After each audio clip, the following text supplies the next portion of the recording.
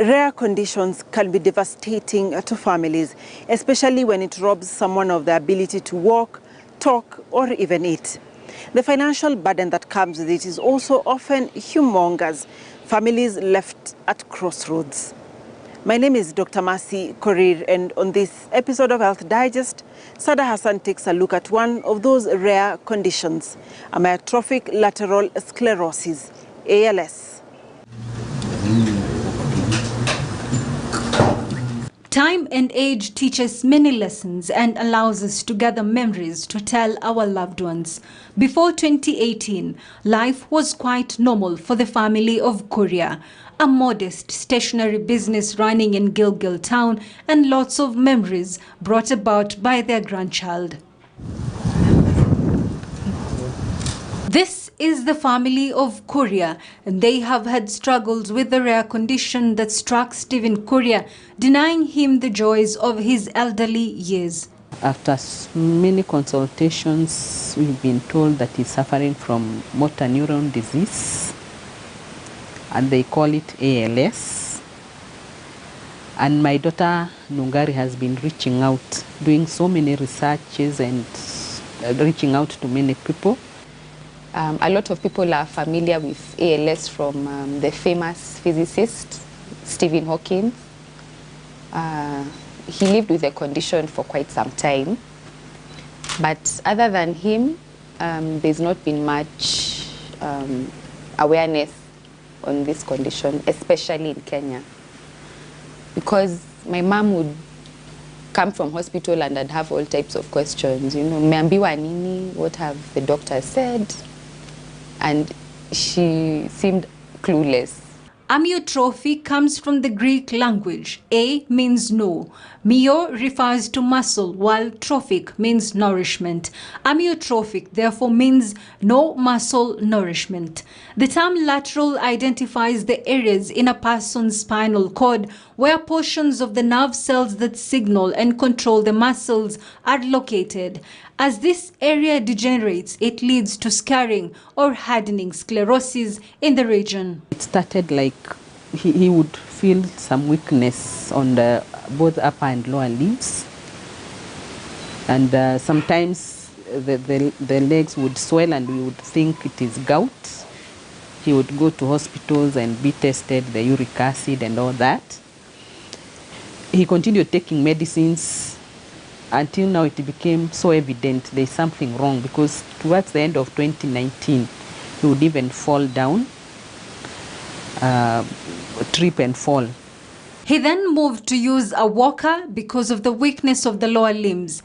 Due to continued weakness, he could no longer hold on to the walker, and the last option was to depend on a wheelchair. So we have to be there 24/7, myself and our caregiver, Ronald. And that's where we are.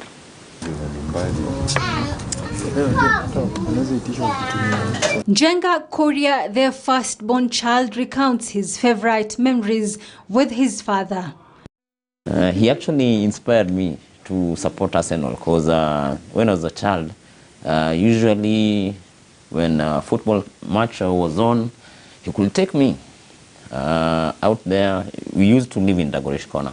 So usually he will take me, come, we'll go watch football, eat nyama choma, then revert back home when time was due. So he's been my inspiration for actually the whole of my life. Now you can't really know when he's celebrating, when he's sad that we've been, there's a goal that has been scored. So yeah. They have gone to several hospitals seeking a cure for her husband, but none of the visits has been fruitful. We consulted some neurosurgeons, several of them, and even general practitioners. And what they came up with is that ALS disease, they don't know where it comes from. They don't have any cure. Prior to knowing that his condition was ALS, they had had different doctors give them different opinions on what the condition could have been. Because we keep requesting people, we keep talking to people to see where we can get help. we were referred to a neurosurgeon. When we went to the neurosurgeon, he said, this is not ALS, it is myasthenia gravis, something like that. So we stopped the medicines that were prescribed, and we went to others called mestinone, and I can't remember the name of the other medicines. Then when we saw it is progressing, we went back now to a neurologist who still diagnosed him with ALS. The family's 2 children, who are now adults, a daughter Nungari Kuria and a son Jenga Kuria, have had to make their own sacrifices for their father. I left work to take care of him because I could note that he wasn't getting out of bed. He was moving slower. He was taking longer to feed. If you look up in Kenya through Google search, you search for ALS Kenya, usually it brings up an air cargo company based at Wilson Airport. So there are no support groups in Kenya that I've seen given support, which is emotional, financial, but mostly emotional.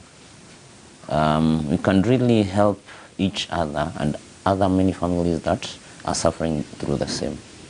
Because most of the things that we've done for Dad are we've heard or we've Googled. There's no such a place whereby this is what can be done. These are the people that are suffering from your specific kind of motor neuron disease, because there are several. ALS or motor neuron disease is termed as a degenerative disease with no cure. A patient gets progressive weakness of the body, and this can take a toll on the family. Dr. Judith Kwasa explains more about this disease. So ALS is the short form of the term amyotrophic lateral sclerosis. Many words really to just mean it's a progressive disease of both the brain and the spinal cord, which affects specific cells in a more or less progressive and permanent way. And when I say that, I mean it's not quite reversible, and it tends to get a little bit worse over time. So when the disease is diagnosed, what we see are usually a few symptoms that are quite characteristic of it, and it tends to really just get worse over time. What could be the likely cause of it? Nobody really knows what causes it in majority of the cases. So up to 99% of the time, it happens sporadically, meaning there's no specific reason why it happened. In a very small minority, in probably 10%, it tends to have a genetic component. And what this means is it might tend to run with mutations of a gene in a particular sort of family group.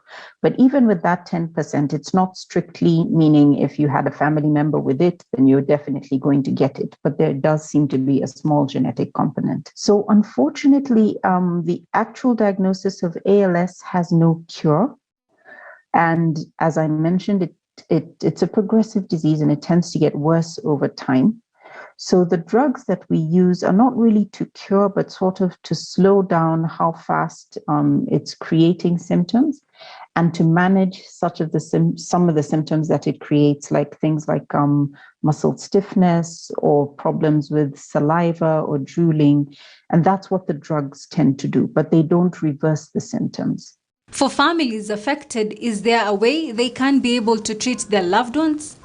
That's a really good question. And I think it's a question that we as medical health practitioners are grappling with on a daily basis, and patients and caregivers are grappling with. I think it's the answer to that evolves over time. And usually, probably some of the most important things is communication, or helping the patient understand this disease. Because if you understand it better, then you have expectations that are not a little out there, okay? Because like I've said, it is a progressive disease with no apparent cure. So even this tablet that we're giving is really to slow down the disease. And the way I see it, if that is understood, then if it's completely out of the reach of most people, it's important to understand, well, it's not a curative drug. It's really to slow down so that we leave it out and try and manage all the other difficult symptoms, like maybe pain, which can sometimes come on, or difficulty swallowing, or the choking or feeding and weight loss. Now, in terms of a larger scale, it's important to have some form of support, and probably just an ALS or motor neuron disease support group is probably a good start, because that way people can bounce ideas off each other and get more professional advice. And that way the numbers can come together, because like we said, it's not a very common disease. And like I mentioned from the previous study, only about 46 cases over 10 years.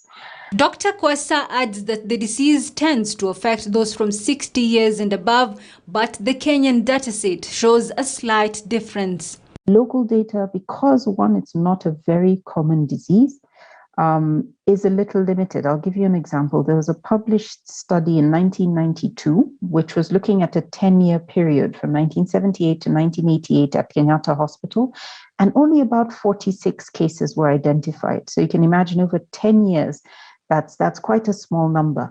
But what was interesting is that our peaks were not in people in their 70s and 60s. Our peaks were sort of two areas, people in their 30s and people in their 50s.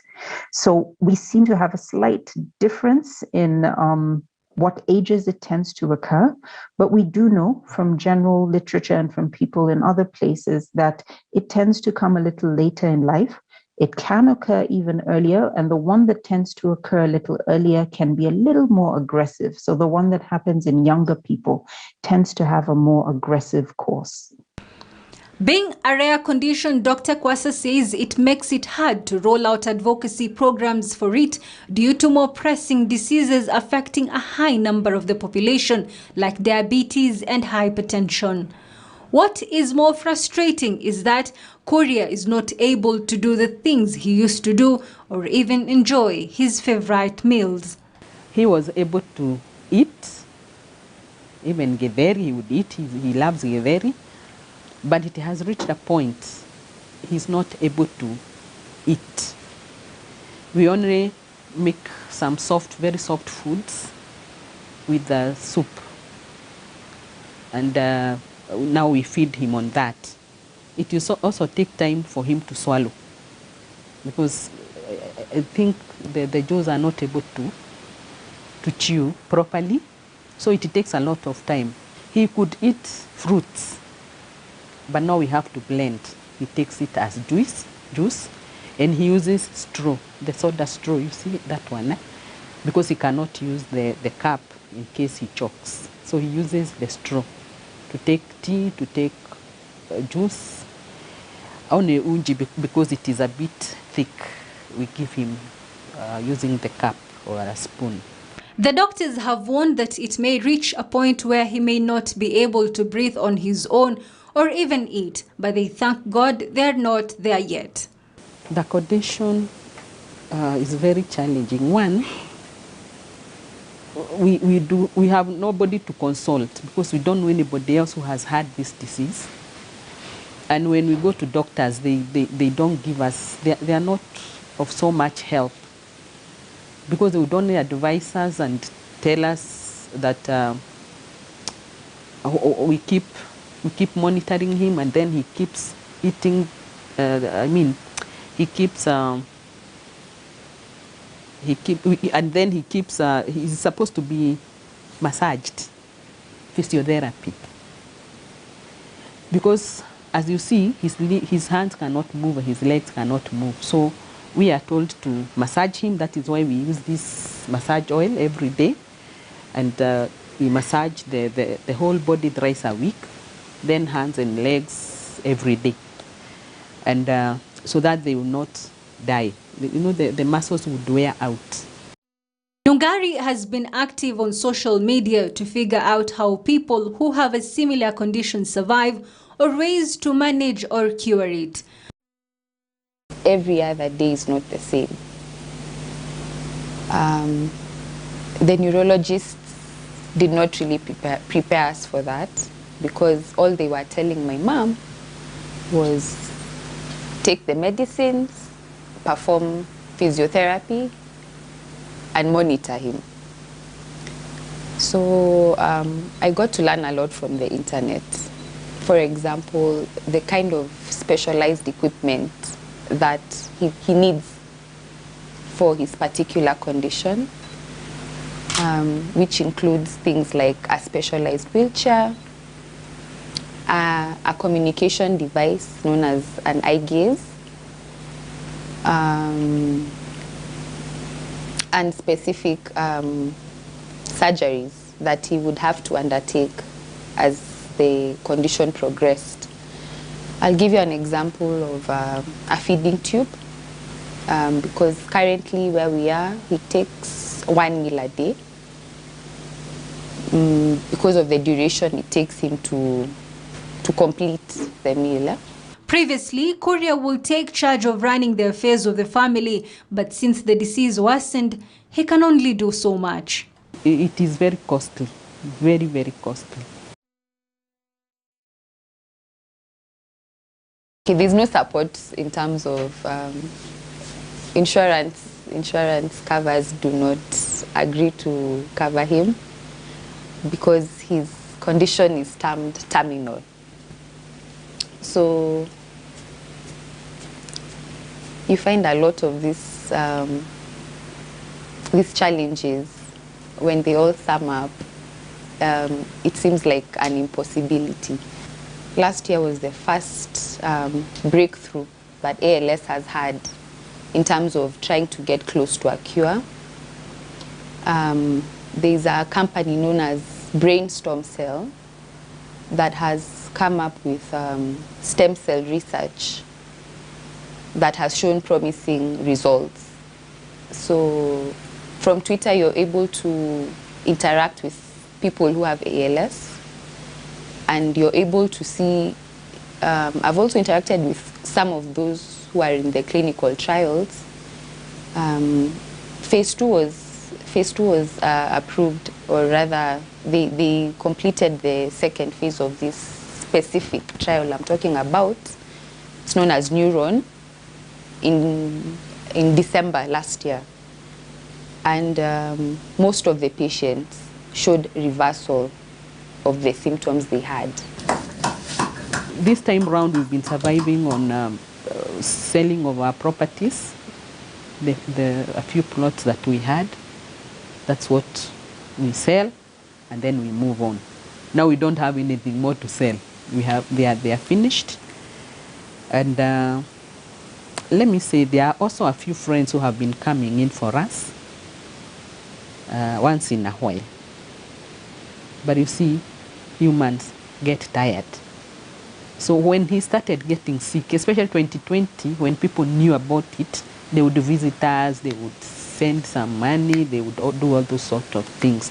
But as time went by, of course, everybody is hustling their own way. So the visits became less, the financial assistance became less until now. As we continue with the interview, I notice he is crying and the caregiver steps in to wipe his teary eyes. When his grandchild appears, he lightens up, and even though he cannot hold her or play with her as they used to, he knows how much she loves him and she hugs him. He has become very emotional. He would feel happy and cry. He would feel sad and cry. Even as we talk, because he hears everything, he understands everything. But now he's not able to express himself.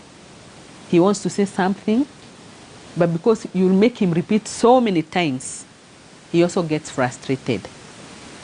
Even me and the caregiver or whoever he's talking to, we get frustrated because we can see he wants to say something, but it's not coming out, and we are also not getting it. So it takes a bit of time for us to communicate and to do what he wants to do us to do for him. So it has not been easy. It has been very, very difficult and very, very frustrating on our side and his side. I feel like he's handling this with a lot of grace, He's still the head of our family. And the one thing I would say has greatly affected me is the fact that I'm not able to communicate with him. You know, as a young adult, especially when you start a career, I have a daughter, there are things that, or rather, I would feel I'm close with my, I'm still close with my dad. And the pieces of advice, you know, having someone to confide in, to tell these things that you usually would not tell others, that has been very hard for me, because I'm not able to get feedback from him. I might be able to tell him, but I'm not able to get that advice or those pieces of advice that I would usually get. That has been tough for me. It's also not easy seeing someone who has taken care of you, someone who has supported you through the years. It's not easy now seeing them in a situation where they are the one who needs help and you are unable to help them in the way that you would wish to. Jane and her family have been affected emotionally, financially, and physically. She cannot travel far, as Kuria will need someone to watch over him at night, to turn him and help him when there is need. It has really affected all of us, including his granddaughter, whom he used to play with, he used to communicate with. Now she does not understand what happened, that she cannot communicate with the grandfather. It also took a toll on her. She's going to 6 years. So she's also not understanding, and she's also frustrated. Then on our part, he was our breadwinner. He has been forever. And now that he's not able even to do anything for himself, it's really, I don't know how to put it, but it's draining us emotionally.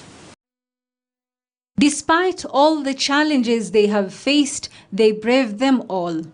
My prayer is that a cure for ALS is found, because it will not only help him, but it will help others. There are other people maybe out there. They are suffering the same, but they are not able to speak out. I wish that he would get on that clinical trial, because the most I can do is research. And from the research I have done, I feel like if he were to get onto that trial, some of these symptoms would be reversed. His communication, his speech, walking. ALS occurs in people throughout the world. It comes in spontaneously and affects every detail of a family's life. For the family of Kuria, they are still holding on and are looking forward to the day when Kuria will go back to his normal self. But meanwhile, they need our support. Sada Hassan for Health Digest, KTN News.